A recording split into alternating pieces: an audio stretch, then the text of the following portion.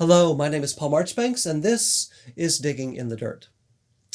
Today I'm going to talk about various storytelling genres and contend that every one of them can benefit young kids at various developmental stages.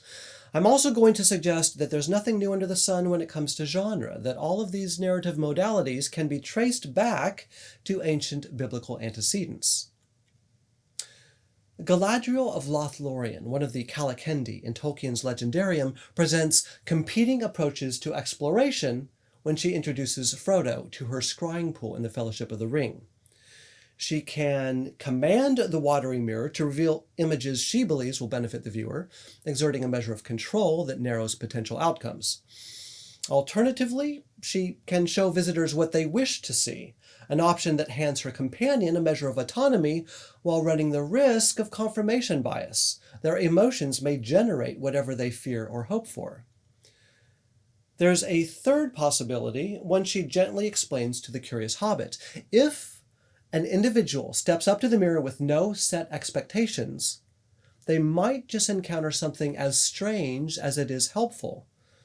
Galadriel then withdraws, refusing to counsel Frodo to actually look, as she cannot predict whether what he sees will prove beneficial. Seeing is both good and perilous, she observes, adding that while she believes he has courage and wisdom enough for the venture, she will not advise him to take the risk. She neither goads him by suggesting that evasion would be cowardly, or promises advantages that she, with all her wisdom, cannot foresee. Bilbo's young cousin must decide for himself whether to step towards whatever vision will materialize in the pool or retreat into the safety of continued ignorance.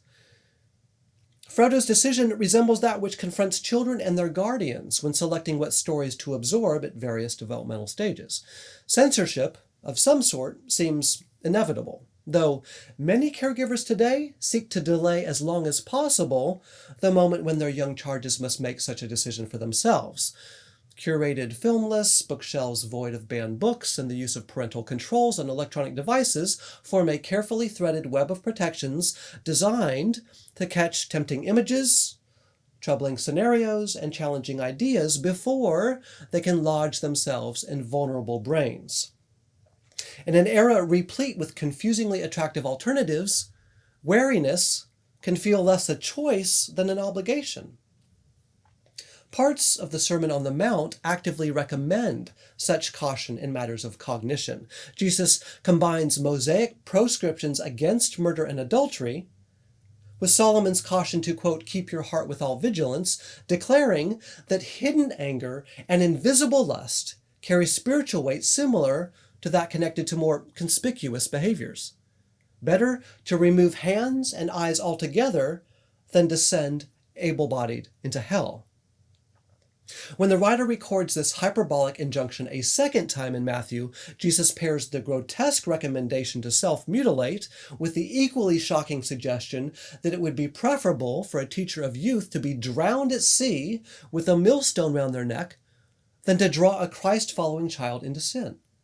These words, combined with Paul's entreaties to set your mind on things that are above and abhor what is evil while holding fast what is good, constitute, for some, a mandate to erect walls around both kids and adults.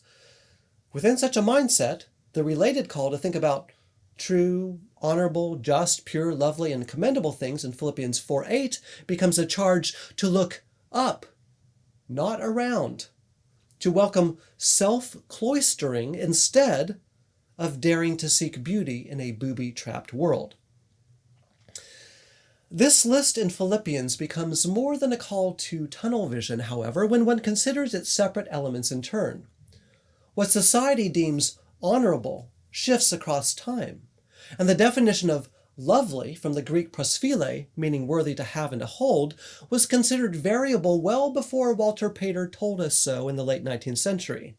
Young ones, with little practical understanding of these concepts or of the evil they're told to avoid, will sometimes have difficulty discerning between alluring deception and life-giving truth, particularly if one believes, with Paul of Tarsus, that the adversary frequently, quote, disguises himself as an angel of light. As Mary Wollstonecraft asserts in A Vindication of the Rights of Woman, Quote, ignorance is a frail base for virtue. Without knowledge, there can be no morality. Wisdom, it would seem, sits atop a mound of experience, imaginary as well as lived. I'm going to maintain that children can benefit from a wide array of storytelling modalities that collectively reveal the contours of sin as well as virtue, a diverse blend of genres proffered by the Bible itself. Instead of presenting empirical data, I'll offer the perspective of one parent and educator who has worked with kindergartners, college students, and every age in between over the last 3 decades. I'm convinced that gradually introducing children to increasingly distressing storylines can help strengthen a young person's faith, preparing them to advance, not retreat, when faced with the ideological and experiential challenges which follow high school graduation. The believer's conviction that redemption is an unmerited gift ensures that sentimental tales receive pride of place as early as the nursery. In such stories, a central character achieves victory through little, if any, effort. The Samaritan, who assists a half-dead Jew in Jesus' parable, illustrates this principle, and Jesus' own healings bring it to life. The man born blind washes a bit of mud from his eyes to receive sight. A pleading leper's simple request wins healing, and the paralyzed man lowered through a roof finds both mobility and forgiveness, having done and said nothing himself. Novels like Charles Dickens' Oliver Twist follow a similar pattern. The repeatedly victimized orphan arrives at a happy ending awash with newfound family connections and an upstanding profession due to circumstances outside his control, and without having changed much as a person. Happy endings predicated on situational shifts more than personal transformation underscore one facet of the Christian mystery, that the most arduous effort cannot earn salvation of the sort that matters most. The accelerated, oversimplified character metamorphosis in a Hallmark holiday special, many a modern comedy, and a certain breed of children's stories provide feel-good echoes of the belief that God works all things together for good. To conclude that effort is inconsequential, however, would deny the complementary truth that we must, quote, work out our salvation with fear and trembling, repeatedly reorienting towards life-saving grace through works without which faith remains inert and lifeless. The literary romance that dramatizes extraordinary heroism in the face of seemingly insurmountable challenges provides what C.S. Lewis finds in the adventure stories of H. Rider Haggard, quote, elements which readers will meet again in religious experience if they ever come to have any. Queen Esther's bravery dramatically rises to the level of her astonishing beauty for such a time as this, as do the exploits of the courageous and very mortal Roland of French legend, Britain's Sherlock Holmes, and Marvel Comics' Black Widow.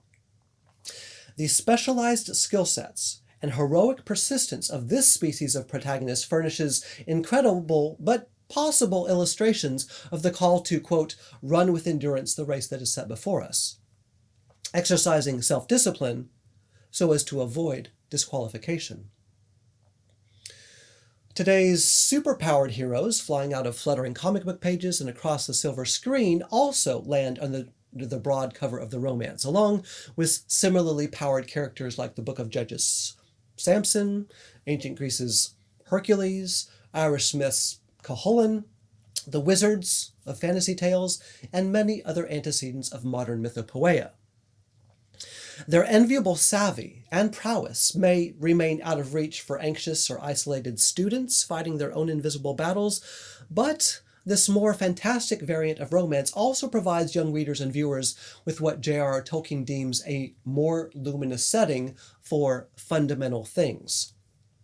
What Tolkien discovers in fairy stories appears in romance tales more broadly, hopeful intimations of recovery, escape, and consolation that recall the God who guards against the evil one, and which also remind humans that they hold the power to resist whatever temptations they face.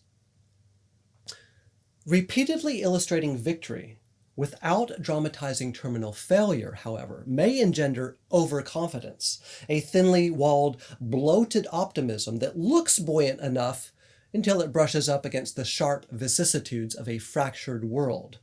Hailing the virtues of domestic life without detailing either the stresses of financial hardship or the seductive pull of illicit romance, for instance, is akin to sending an unarmored warrior into battle. We're not Jesse's youngest son, and not all threats are as glaring as Goliath. When describing the truth we should wrap round our waists in Ephesians 6, Paul employs the Greek word aletheia, which denotes revealed truth, congruent with factual reality, the opposite of apati, or deception. It's easier to distinguish between the real and illusory when we've some theoretical familiarity with what we're trying to avoid, including that despair which regularly overwhelms characters in literary naturalism and which has become an epidemic in our own era. At some point in secondary school, introducing students to portraits of despondency provides the developing mind with vivid warnings of where lack of conviction may lead, helps prepare youth for the valleys of shadow they will inevitably enter, and grants insight into the deep sadness of others.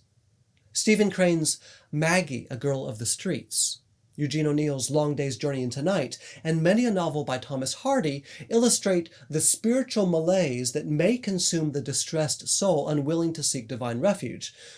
Though the Bible contains no narratives in which hope is wholly absent, the story of Job's travails prior to the Deus ex machina shares the unremitting questioning and suffering found in social Darwinian tales like Crane's The Open Boat and Richard Matheson's I Am Legend, while Judas Iscariot's fatal despair anticipates the internal turmoil suffered by Edna Pontellier in Kate Chopin's The Awakening, and Lily Bart in Edith Wharton's The House of Mirth. G.K. Chesterton considers the kind of realism which came of age in the 19th century to be quite boring compared with the romance. And Flannery O'Connor notes that the, quote, social sciences have cast a dreary blight on fiction by demanding a realism of fact which may limit rather than broaden the novel's scope. While that within me which adores high drama, cliffhangers, and shock would agree, the professor who regularly teaches Victorian and modernist classics begs to differ. Sometimes the familiar hits harder than the sensational. Realism's slow but exhaustive exploration of motivation, social inequity, and trauma can provide young readers with an invaluable mirror of their own foibles and a portrait of feasible alternatives they can pursue.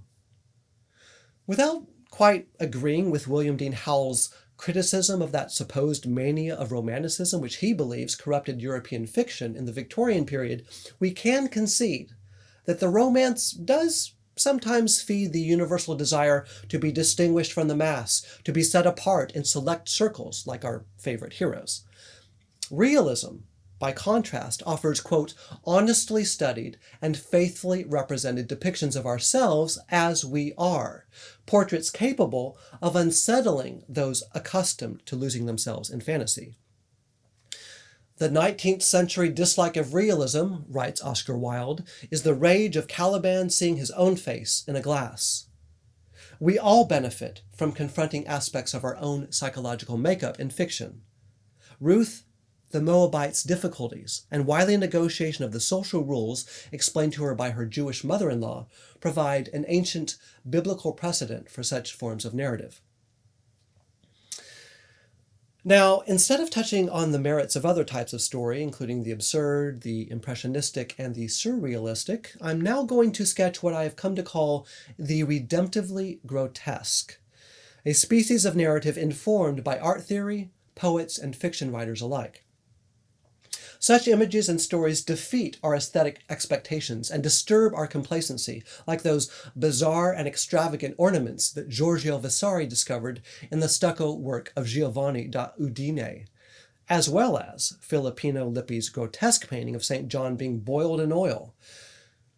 300 years later, John Ruskin turned his back on such Renaissance art, preferring contemporary painter J.M.W. Turner's grotesque condemnation of slavers throwing a chain gang overboard, backdropped by a hauntingly sublime sky and blood-red sea, as well as those Gothic cathedrals of Northern Europe whose rude and wild adornments confess both the individual value of every soul and its imperfection by bestowing dignity upon the acknowledgement of unworthiness. Instead of joining Mikhail Bakhtin in celebrating the degradation of all that is high, spiritual, ideal, and abstract, while extolling the madness, monstrosity, and indecency of the grotesque and carnivalesque, the redemptively grotesque diagnoses human brokenness as a disease.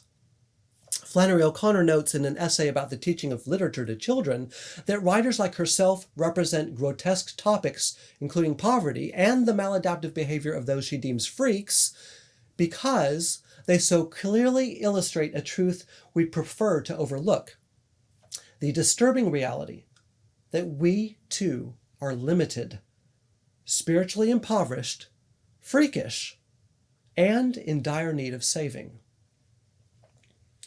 Despite George MacDonald's assertion in his first unspoken sermon that the grace and truth of children share the essence of Christ, there is much that children do not intuit without the sort of illustrations that the redemptively grotesque provides. This narrative modality, which imperfectly but poignantly mirrors the Passion of the Christ, dramatizes a few things that lie beyond a child's, and many an adult's, intuition. 1. Like many exemplars of literary naturalism, the redemptively grotesque plumbs the depths of human depravity, making unmistakable our native self-centeredness and capacity for cruelty and violence. 2. Instead of abandoning us to the machinations of the heart, it counters with a radical gift of selfless love explicitly or inherently tied to Christ. This sacrificial caritas builds upon the most extravagant kinds of heroism found in the literary romance, and is either accepted or roundly rejected. 3. In such stories, where the loving sacrifice is actually embraced, it proves redemptive, paradoxically bringing life through suffering or death. Though most specimens of the redemptively grotesque target an adult audience, I would argue that such tales, approached in small doses and with abundant opportunities for discussion, can benefit many a high school student. I would include in this list novels like Oscar Wilde's The Picture of Dorian Gray, Flannery O'Connor's The Violent Bear It Away, and P.D. James' The Children of Men. For those filmophiles among us, I would recommend Lars von Trier's Breaking the Waves, Denis Villeneuve's Prisoners, John Michael McDonagh's Calvary, and Sarah Polley's Women Talking. We can prepare older students for such distressing tales by warming them to the theme when they're young. Victorian-era fare like Charlotte Bronte's Jane Eyre and Christina Rossetti's Goblin Market work well at the middle school level. And select works by C.S. Lewis and George MacDonald seem appropriate for primary school. The execution and resurrection of Aslan fits the redemptively grotesque bill rather well, particularly if we're willing to dare discussion of the White Witch's monstrous cadre, including Eton's, two-headed Norse giants, Afrits, Arabian fire genies and harbingers of death, wooses, adopted from the medieval woad, a large and hairy humanoid, and most shockingly, incubi, shape-changing demons whose distinguishing trait is rape of unsuspecting women. MacDonald's Lilith maps onto the redemptively grotesque mode even better. The novel is replete with living skeletons that alternatively gain or discard flesh, falling bodies that strike the ground so hard they're reduced to a pulpy mass, a blood-sucking vampiric temptress who gleefully kills her own child, and a struggle for the titular villain's soul that anticipates the most violent exorcisms in today's horror films. Allow me to demonstrate. This is from Lilith. The soul of Lilith lay naked to the torture of pure, interpenetrating inward light. She began to moan and sigh deep sighs, then murmur as holding colloquy with a individual self. Her queendom was no longer whole, it was divided against itself. One moment she would exult as over her worst enemy and weep. The next she would writhe as in the embrace of a friend whom her soul hated and laugh like a demon. At length she began what seemed a tale about herself in a language so strange and in forms so shadowy that I could but here and there understand a little. Yet the language seemed the primeval shape of one I knew well, and the forms to belong to dreams which had once been mine but refused to be recalled. The tale appeared now and then to touch upon things that Adam had read from the disparted manuscript, and often to make allusion to influences and forces, vices too, I could not help suspecting, with which I was unacquainted. This description throws Lilith's salvation into greater relief, just as introducing developing minds to a broad selection of storytelling modalities will help them better understand where the central redemptive narrative of Christianity overlaps with or diverges from the narratives generated by pop culture, an endless stream of bite-sized digital vignettes, and the YA novels that fill public library shelves. What do you think? Would you be willing to join the conversation by identifying a novel, film, or TV show that fits the bill of one of the narrative categories I've described? A tale that you think would either be highly beneficial for children of a certain age or highly dangerous. I would love to hear your own suggestions and your reasoning behind them.